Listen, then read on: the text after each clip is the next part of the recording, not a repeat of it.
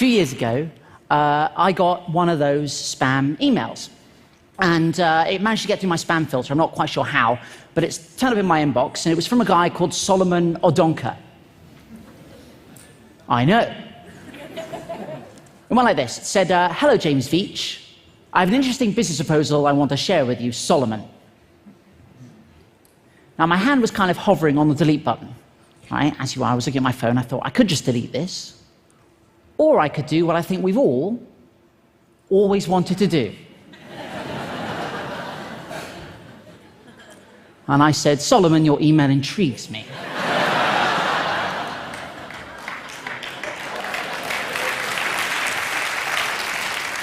And the game was afoot. He said, Dear James Veitch, we shall be shipping gold to you.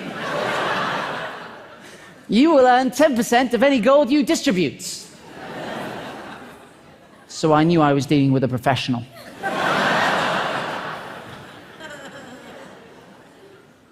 I said, how much is it worth?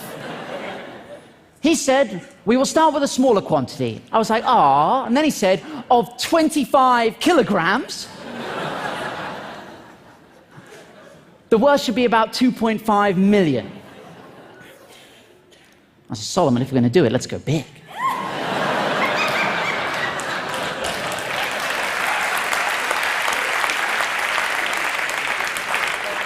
I can handle it. How much gold do you have? He said, it's not a matter of how much gold. How much is you're capable of handling? What? We can start with 50 kilograms as a trial shipment. I said, 50 kilograms? There's no point doing this at all. No, so shipping at least a metric ton.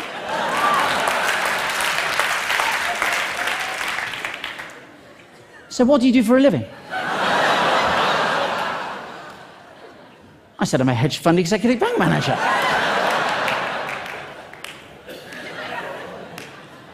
This isn't the first time I've shipped bullion, my friend. No, no, no. Then I started to panic. I was like, look, where are you based? I don't know about you, but I think we're going via the postal service. It ought to be signed for. Right, that's a lot of gold.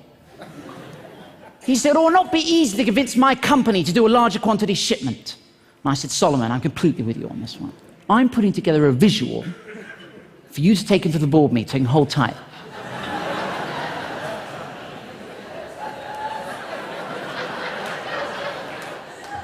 This is what I sent Solomon.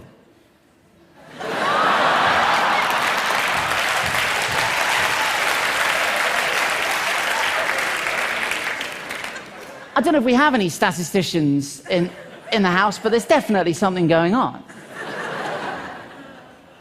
I said, Solomon, attach this email, you'll find a helpful chart.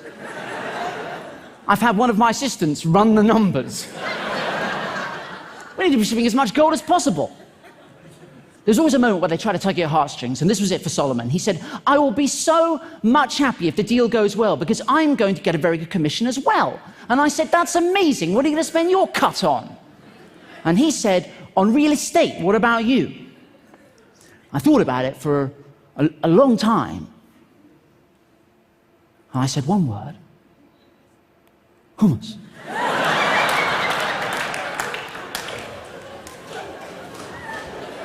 It's going places. I was in Sainsbury's the other day, and there are like 30 different varieties. Also, you can cut up carrots, and you can dip them. Have you ever done that? Solomon! He said, I have to go to bed now.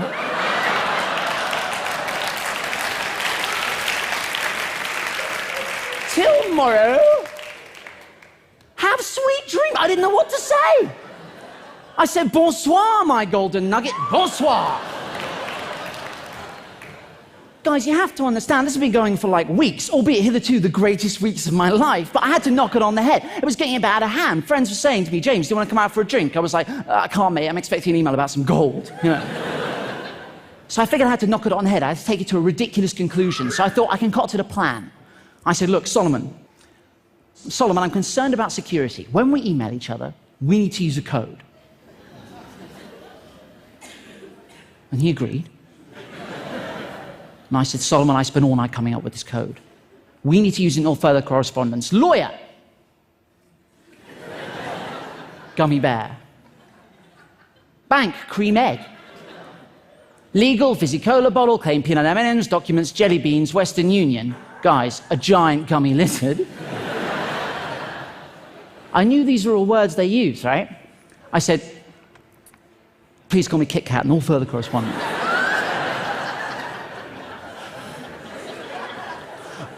I didn't hear back. I thought, I've gone too far. I've gone too far. So I had to backpedal a little bit. I said, look, Solomon, is the deal still on?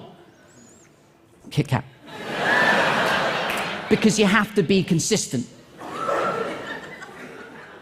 Then I did get an email back from him. He said, the business is on, I'm trying, blah, blah, blah, blah, blah. I said, dude, you have to use the code. What followed is the greatest email I've ever received. I'm not joking. This is what turned up in my inbox. This was a good day. The business is on. And I'm trying to raise the balance for the gummy bear.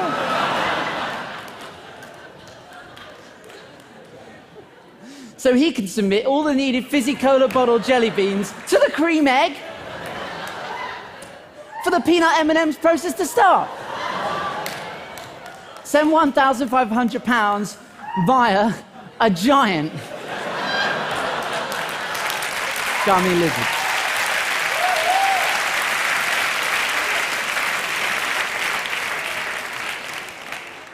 And that was so much fun, right, that it got me thinking, like, what would happen if I just spent as much time as I could replying to as many scam emails as I could? And that's what I've been doing for 3 years on your behalf. Yeah. Let me tell you, crazy stuff happens when you start replying to scam emails. It's really difficult, and I highly recommend we do it. I don't think what I'm doing is mean, right? There are a lot of people out there who do mean things to scammers. I don't think what I'm doing. All I think I'm doing all I'm doing is wasting their time. Right? And I think any time they're spending with me is time they're not spending scamming vulnerable adults out of their savings, right? If you're going to do this, and I highly recommend you do, get yourself a pseudonymous email address. Don't use your own email address, because that's exactly what I was doing at the start, and it was a nightmare. Because, I'd wake up in the morning and have like 1,000 emails about penis enlargements, only one of which was a legitimate response to a medical question. But I tell you what, though, guys, any day is a good day. Any day is a good day if you receive an email that begins like this. I am Winnie Mandela, the second wife of Nelson Mandela, the former South African president. I was like, oh, that Winnie Mandela. I know so many. I need to transfer $45 million out of the country because of my husband Nelson's health condition. Let that sink in. She sent me this, which is hysterical.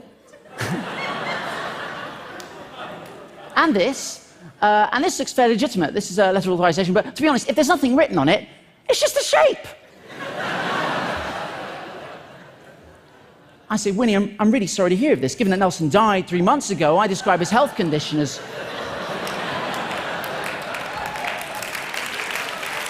That's the worst health condition you can have, not being alive. She said, kindly comply with my banker's instructions. One love. I said, of course, no woman, no cry.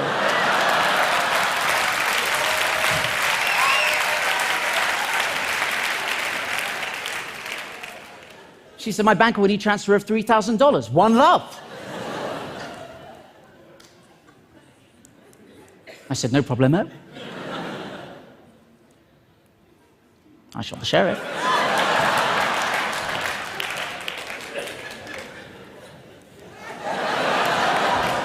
Thank you.